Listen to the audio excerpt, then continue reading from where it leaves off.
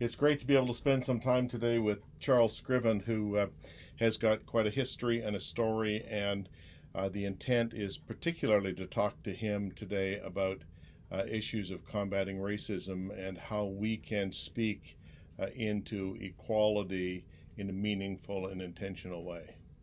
Charles, it's been great to get to know you over the last couple of years. It's been really a blessing to me. So maybe you could share a little bit of what you're thinking with us all today. All right. It has been a good experience in being a member. And that's one of the things a little peculiar to me. Within our tradition of fellowship, we have to, what we call join the church. That is, then the church accepts you as a member. And I had asked Randy about it. How do you join the church? He said, you just come. And we allow people to come and worship with us and be active in participation and membership if they want to regularize themselves as an Episcopalian. We have a class they take for that. But we feel that people should be allowed to explore the community and become and exercise ministry in the community. And there are some ministries that you have to be a confirmed Episcopalian. So you can be a member, financially support, vote at vestry meetings, and never be confirmed, but there are some things you could not do unless you were confirmed. And what are those things you cannot do? Okay, you cannot serve on vestry. You cannot administer the sacrament. So there are lay people with me every Sunday administering communion. You need to be confirmed to do that. And you need to be confirmed to represent the church on commissions and committees and at the diocesan level. I see. That doesn't mean your voice isn't valuable, though, and all of those things, because anyone can attend a vestry meeting, but to be a member of vestry and a voting member of vestry. When you say vestry, what are we talking about? That is our leadership team. That's 7 elected members from our congregation who serve with me in providing the direction of leadership in the parish. All right. Well, it's the opposite within the Baptist tradition. You must be accepted by the fellowship before you can do anything, sing in the choir, or be an usher, be a member of any board. You have to ask for membership. And once we extend the right hand of fellowship, then you can participate within the ministries of the church. Now, there are some things that only the ordained clergy may do. That's right. But other than that, you have to ask for membership in the church. And once that's given, then you may sing in the choir, you may act as an usher, be a member of the trustee board, or whatever ministries in the church. But you have to get permission to do that. To do that. Well, we take your pulse. Do you have a pulse? So you were intrigued by the diocesan decision to establish a committee to combat racism, because I know you have experienced a lot of that. Yes. Can you talk to us a little bit about what you think the church needs to be doing to establish legitimate equity? I feel the church needs to know more about racism and the different forms of it. Sometimes racism, the screen is black. That's fine. Yeah, it's fine.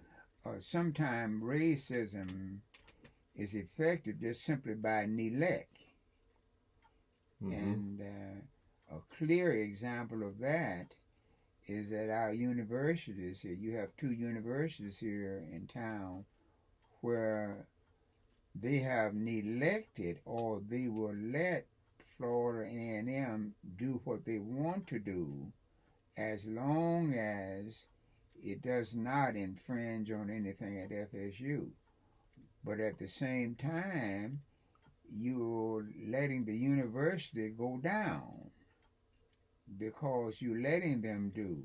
A very good example, I don't know whether you would remember, but the Board of Governors permitted the trustee board to select the president of the university. Now, that would have been unthinkable at FSU. Now, they ultimately got the man they wanted, but they did have a little, what they call, nationwide search. But at Florida A&M, they let the trustees who are selected to serve a limited period of time select the president. So what do?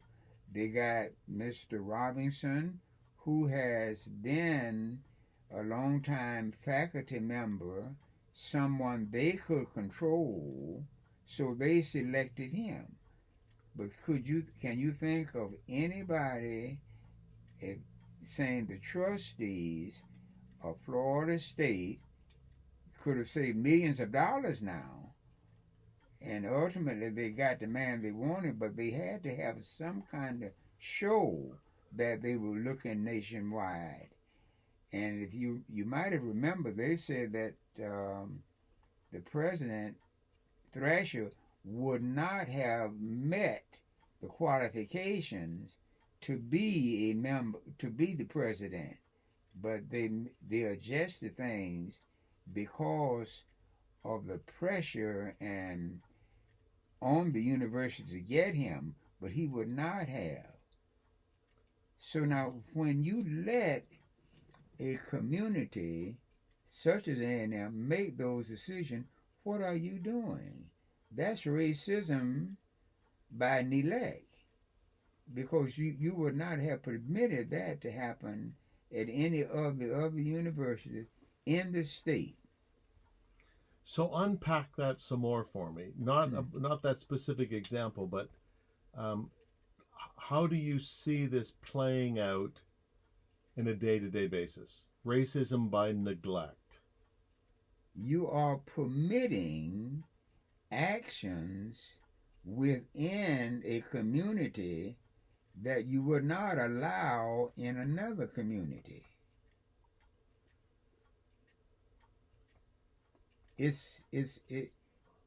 Racism can come from different angles, and in this situation, you will permit something to happen in one community that it'd be unthinkable in another.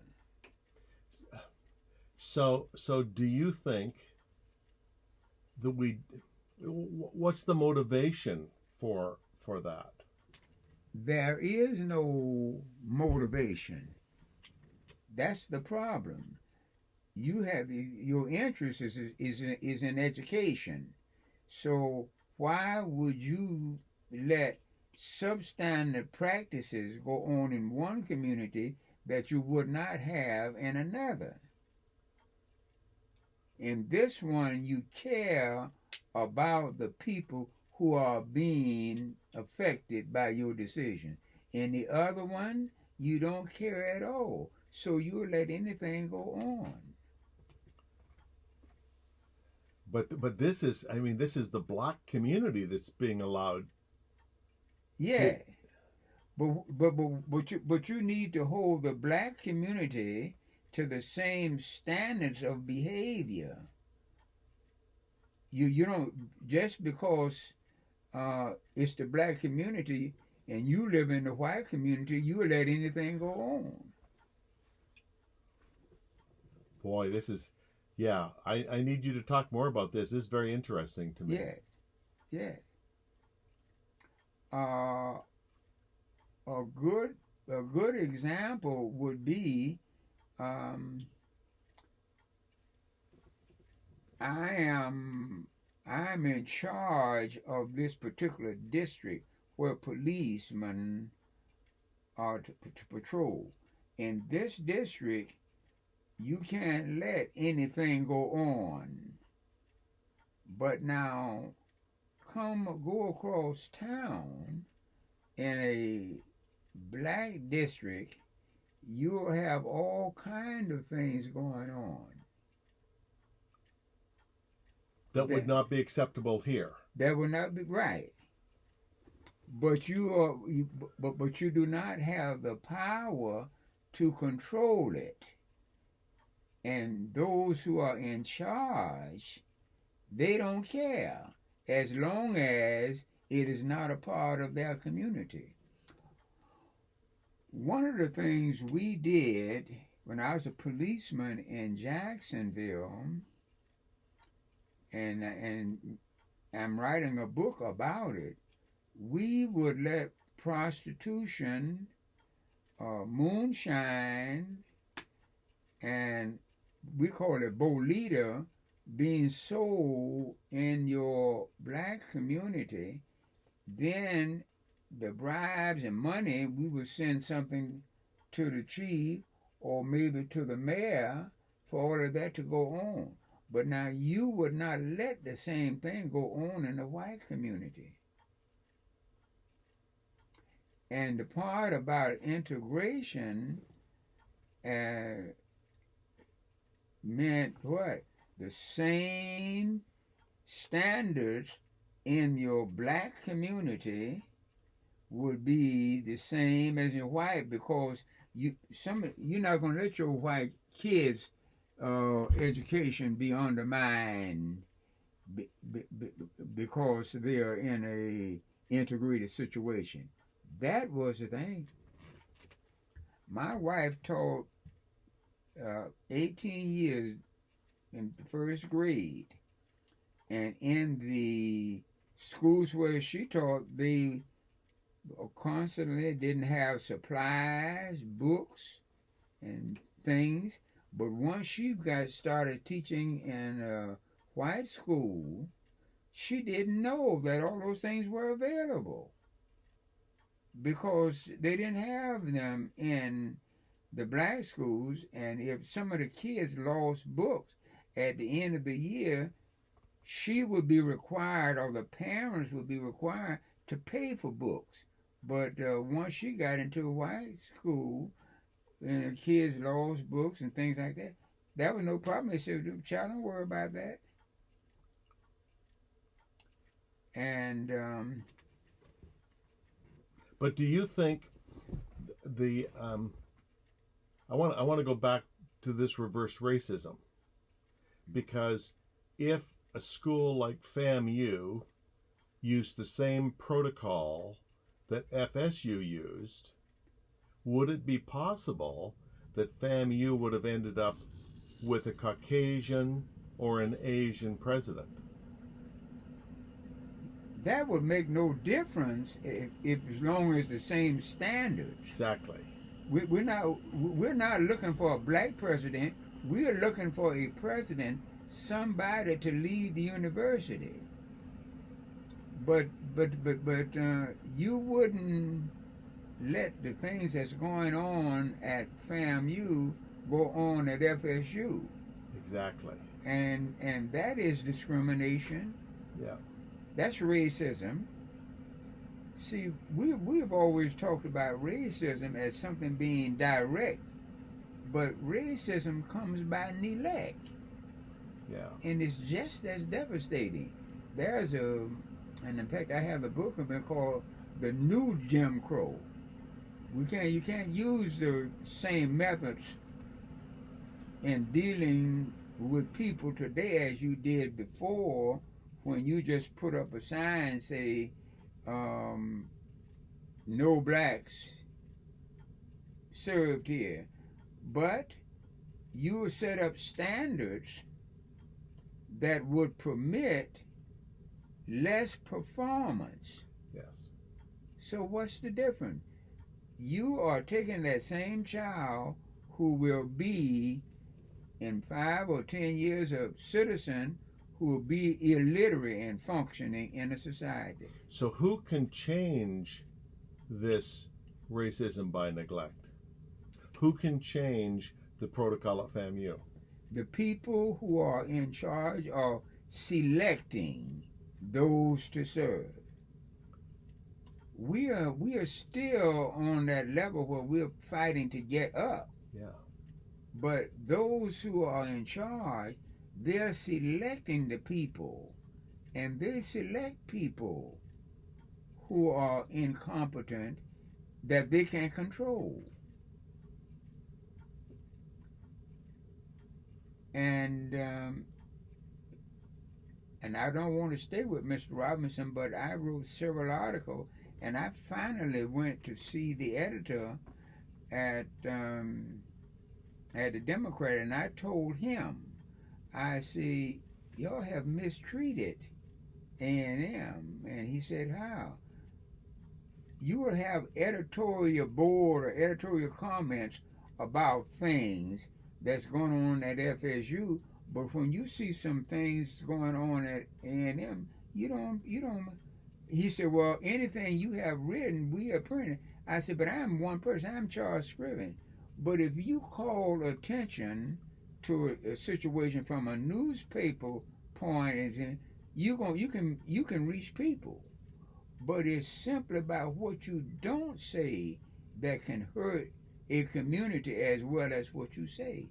Do you think they're afraid to say something? I think it's just a matter of I don't care, or what difference does it make? Okay.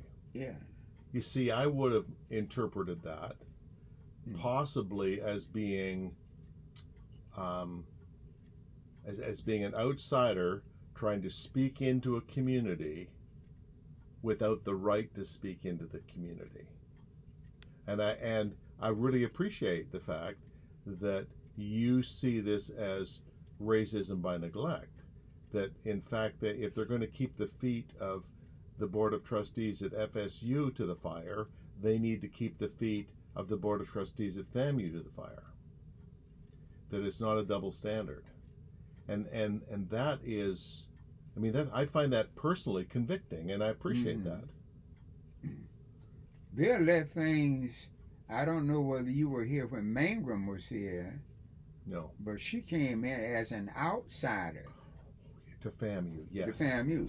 So, everybody who's been president of FAMU has been a FAMU graduate. Yes. Now, when they did a nationwide search, the search team recommended her. But she was not a FAMU graduate. Now, she would have stayed at FAMU if she had been a FAMU graduate or if she had been a member of AKA. Yeah. But she didn't have anything going for her. So when they started piling up on her and about her leadership, the main thing that was wrong with her was she did not graduate from A&M. And she came from an Ivy League school. And the strange thing about it, and this happens especially in black communities, there are blacks who will gang up because that black is from another side of town. And the trustee board paid her $400,000. In fact, they paid her in double. If they had let her stay another 6 months, they could have saved $400,000. But what did they do? They paid her, and then she had another year on her contract, and they also let her stay there. They had to pay her that. But now, would they have done the same thing at Florida State? No. That's interesting. So what about the church? How do we how do we deal with this effectively in the church? Well, the thing is, in Tallahassee, we don't have any churches that really stand up or stand out when you have some real issues. And the one church that Bethel here in Tallahassee, um, the it's a Republican, well, Republican control, and a lot of people didn't know, but that was a Republican headquarters. The pastor there was Gerald Bush campaign manager. Oh yeah. But Now, is it an integrated congregation? no, No. Are there any real integrated churches in Tallahassee? I don't really know of any. I have been to the Episcopal Church downtown. I don't really know of real any integrated churches. And with the exception of the minister at First Presbyterian, we don't have anybody who stands out and run the risk of being, quote, involved in issues within the community. Mm-hmm. Mm-hmm. They don't want to run that risk. Brant Copeland has been the only one. And the other thing, we don't have any black leadership that's involved in the church that has some influence really within the community. Yes. Yeah. We don't have that. C.K. Steele, you would not remember him. He died some years ago, and they got a statue of him downtown. He was with Martin Luther King in the basketball boycotts, but we don't have any real black leadership here in Tallahassee. Most of it has been compromised. And whenever you are offered a position, or whenever you have, Bethel got a nice tower there, and they got a nice building that Mr. Bush made possible. But what he did, he compromised the leadership in Tallahassee, and the Republican Party is very solid in our black Baptist church. And whenever you are connected with that church and the university, you got control of the strong voices in the black community. So the flag that the church is, this is Jerry Smith speaking, the flag that the church is called to live its life under is the flag of the cross. Right. Issues of gender, issues of sexuality, issues of race, all come under the flag of the cross. And I'm not denying the need to speak to those other issues, but it seems to me, and I could be dead wrong on this, that the government and the church can legalize or regularize behavior, but only a legitimate relationship with Jesus can change the heart. So during Prohibition, both the government and the church were anti-alcohol, but didn't prevent people, because the basic drive of the heart was to drink. Right. And you can legislate against gender inequity or racism or sexual orientation. You can legislate an environment where these things, people cannot be treated differently. But legislation is like washing the outside of the cup, Jesus' words. Right. We need to wash the inside of the cup. How can the church create an environment where people are introspective enough so that they begin to deal with the internal their racist behavior, their racist thinking? Well, there's a conversion problem within the white community. Thank you. And whenever we look at issues and situations, and there are people who say they've been converted, there isn't. They have not been. If you get that man converted, some of the issues that you're talking about will be resolved.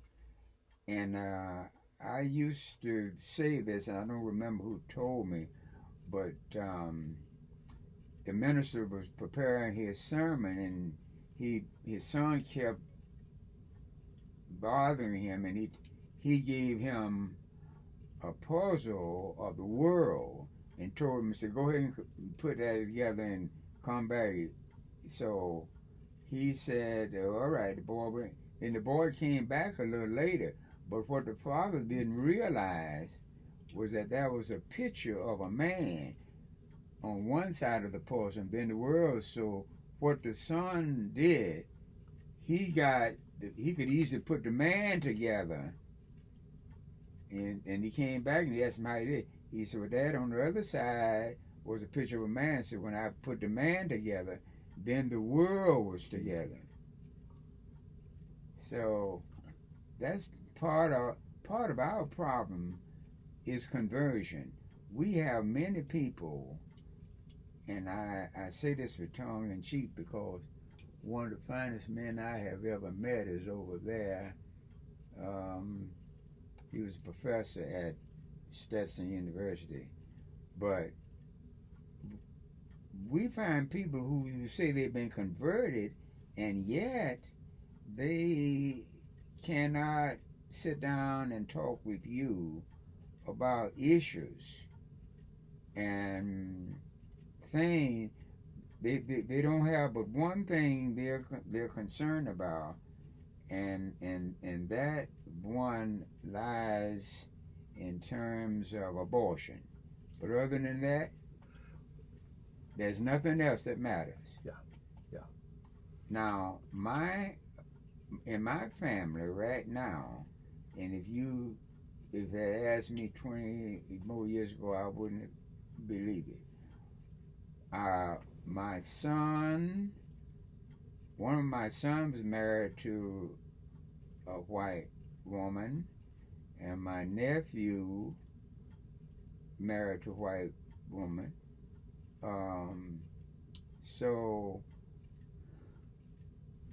But racism is so embedded, and I say this most time, a person was white longer than they were Christian.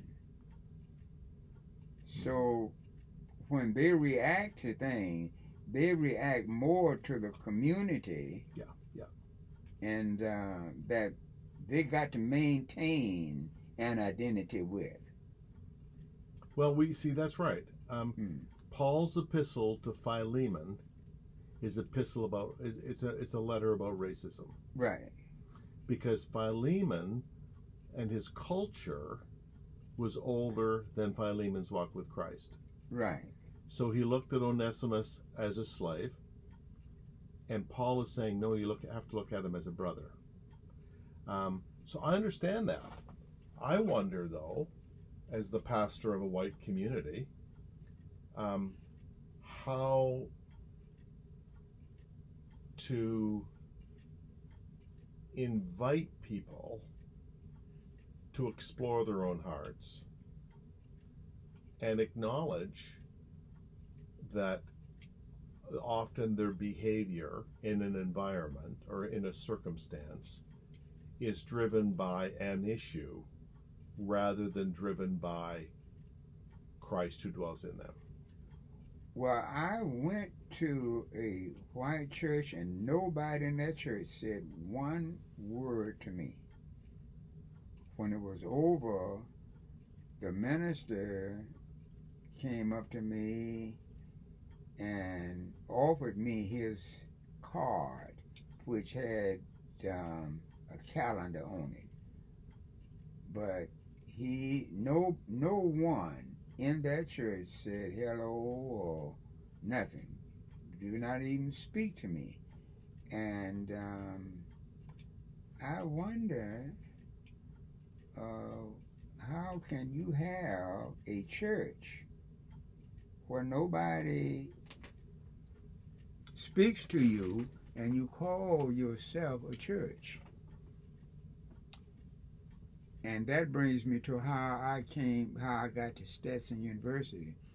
They had an extension course from Stetson on comparative religion, and in one of the well-established churches in Jacksonville. So I said, well, I'm gonna go over and take the course. And my wife said, you don't know about that. So I called the lady and I told her, I said, do you have any space? And she said, oh yes, but she did not detect that I was black. So when I went over that night while they was registering, she saw me and she said to me, we didn't make any arrangements for you. And I said, well, ma'am, I didn't come to spend the night. I just came to take the course. And she would not let me register in comparative religion. I contacted Stetson University and related my incident to them. And I started commuting from Jacksonville weekly and taking a course in religion at Stetson. And these are all white matured ministers, and they did not accept me. They would not accept me until maybe after about 6 weeks. One of them said to me, be careful on your way back home. And that's how I got to Stetson, and I finally stayed with commuting weekly 165 miles. And I fulfilled my residential requirements and got my master's degree there. But even with the ministers there, I had problem accepting me as another minister. And of course, the University, Stetson at that time, I was the first black ministerial student then. So this still brings me back to, the Bishop's Committee to Combat Racism. What is the most effective way that the church can change its own behavior? How do we speak into that because we've got to change our own house before we talk to anybody else about their house? Well, it's something that's going to have to be internalized, and you're going to have to recognize it for what it is. There are a lot of people who just do not understand that they are prejudiced and that there's racism in it.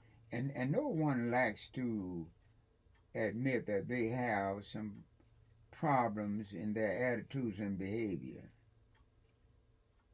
Seeing a black white couple, they got problems. I mean, they get, and that is, they don't know that they have problems. Exactly. And if you don't understand them when you have a problem, you can't deal with it. And nobody wants to be told that they're racist. But I don't want to tell you that. All I want you to do is look at your own behavior and how you react to things. So that's where it began. And the nature of prejudice, I had a book here and a very famous author. That's the only thing about having so many, you don't know where you put stuff. But I wanted to give that one to you. And Oh, I've read this book. yeah, do you have a copy? I do not have a copy, but I have read it. Please take that one. Okay, thank you. And a lot of people do not know that they are. Yeah. So how can you deal with something that you feel that you have long passed? So let me just try to circle around here a bit. You mentioned that one of your sons is married to a Caucasian woman. Right. What was your initial reaction when he told you that they were dating and thinking about getting married? I was against it, but I recognized one thing. When I came along, if you looked at a white woman, you could get harmed. Yes, right. Yeah. So, and what I did not want to do is let my old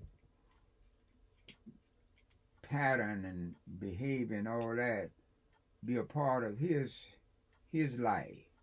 And when we moved here to Tallahassee and he started going to Episcopal high Holy Comforter. Oh, did he go to Holy Comforter? He went to Holy Comforter. And one or maybe 2 or 3 students there. But his world was quite different from mine. That's right. And when he went to high school, it was completely different again. So I could not let my experience dictate his life. Yeah. So I just kind of left that alone and let him make his own choice. But personally, I saw something that was not a part of my past. If I was not permitted to go to lunch with a white person. I couldn't go to lunch. I guess when you said a few moments ago that we need to look within to see the racism, this is one of the questions that I would be prone to ask. What if your child came home with the same and announced that they were in love with someone of the same sex? What if your child came home and said they were in love with someone of a different race? That begins when we're honest. Our immediate heart reaction begins to tell us what we really think. Right. And it's only when it gets that intimate and personal do we begin to realize maybe I need to change. I remember the story of a friend whose brother couldn't have children, and they adopted a black child, and the ripple of discontent that caused in the family for the longest time, because they too were from the South and they had their races and lines clearly marked. I guess the struggle I have as a leader is how proactive do you become with any other flag than the cross, except in specific cases. So if there were, as there have been, blatant racism in environments in which I'm responsible as a pastor, I feel the need to speak into those circumstances as Christ would. This is not Christian behavior when you're being this racist. This is not Christian behavior when you're being this socially exclusive to people of different genders. This is not Christian behavior when you are marginalizing people because of their sexuality. But the sphere of my influence is the parish. Right. And I think that if I can change 1 or 2 hearts in the parish, that will go longer.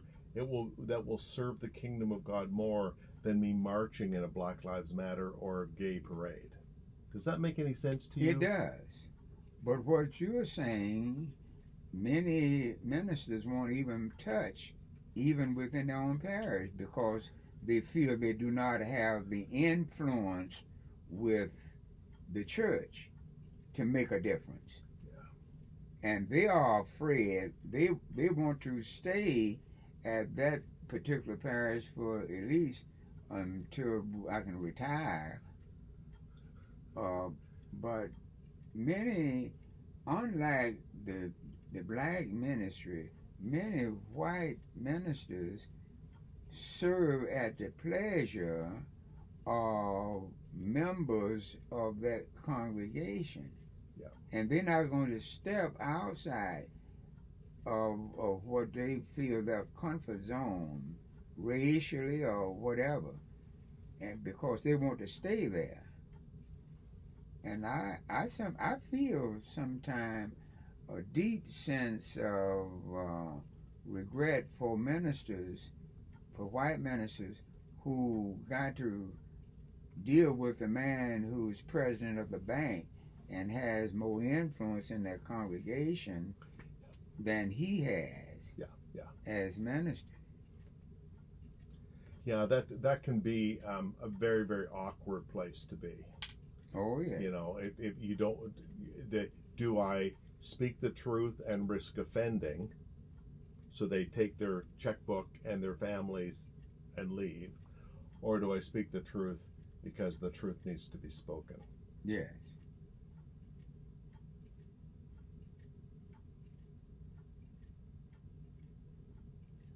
Right here in Quincy, I don't know, they were trying to get casino gambling. And I tried to get the white minister's brotherhood there to speak out against it, but I couldn't. And when they voted on whether to bring casino gambling to Quincy, the voting places were set up in the church. And I could not get, and I had one of my things saying, vote no, right. I could not get the white ministers, no black ministers as well, to vote no. And that's where they came to vote, and we was defeated. But see, a lot of people do not know casino gambling, you are attracting other people. It's just not the casino, but prostitution and other stuff comes in with it.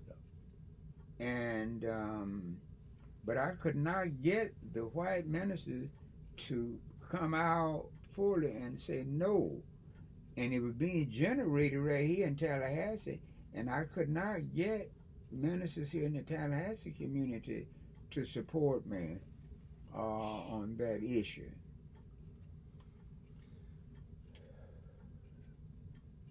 We're a complicated mess, we human beings.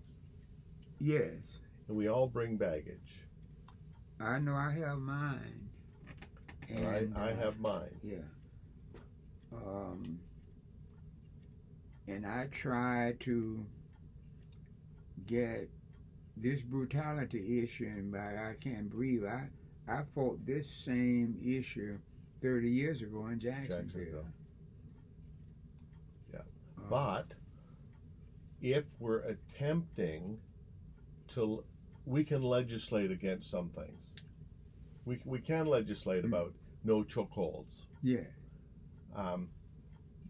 But the police officer in Daytona Beach, the sheriff in Daytona Beach, who's adopted the Scottish approach to policing, where they engage in conversation rather than engage in any acts of violence, so the gun doesn't come out, it's a conversation, is seeing remarkable effects. And maybe what we need to do for a season is to really evaluate who we hire as police. Well, that's it. That's it. It's in the initial selection process. That's where the problem is. Yeah. Most of the police officers hired in Jacksonville came from South Georgia and North Florida, and they had to be big enough to slap them down or kick them down. And we didn't deal too much with this, and we found out that we were bringing people in who had no sense of persons. We made, that's what we made our we made the problem. And I would ask a question as a member of the selection board: have you ever been out with a black person? And some of them, well, the newspaper took a Scriven trying to want to know whether he updated. No, I want to know whether a man have had any relationship with people other than his own race, and then we would know how to teach him to be a policeman. And once we start having confrontation, you don't need to pull out a gun. I weighed 160 pounds wet when I went on the force. And my purpose was, the gun that I had was for the public protection, not for mine. Yeah. And we would have shootings, and all of it started because the policeman didn't know how to handle himself. Just like in Atlanta, that was most needless thing. You got the man's license, you got his car, let him run. You can pick him up later, you don't need it. But what we were always taught is using force. And we had some situations where the policemen started the rioting themselves by shooting a kid in the back, and he didn't throw a knife down by him. And one of the things we did in the police academy, somebody would tell you, now you always carry a drop knife or a drop gun with you, because if you make a mistake, you can cover it up. Doctors, when they make mistakes, they bury them. They say, oh yes, the surgery was a success, the operation, but the patient died. And they say, well, how do you reconcile? You know, it was other complications, but wasn't nothing wrong with the surgery. Well, my cousin died. The doctor did not check her shot to know that she was allergic to penicillin. So what happened? They gave her penicillin and she died. And everything else went fine. What you mean? How can you have a successful operation and the patient died? But one of the things that we did, and I regret it, we had one of the biggest riots in Jacksonville, but the police officer, he shot the kid in the back, and another one came up on the scene and later threw a knife down, and people rioting all over the city. And I'm riding with this officer, and I knew he was wrong. But what can you do? Yeah. And I could not stand up and say, hey, that knife you found by that kid, it was planted. I would have to leave. Yeah. So it seems to me, though, that all this experience you've had has one of the things that I hear is that you seem to be always willing to speak the truth. Oh yeah. You call out the bad behavior. I did. And I think I almost paid with my life for that. Well, I'm sure that you've been put in a lot of situations, because I can't fathom, a man of your age in the South, of your color, not having been put in a lot of circumstances, and that's heartbreaking to me.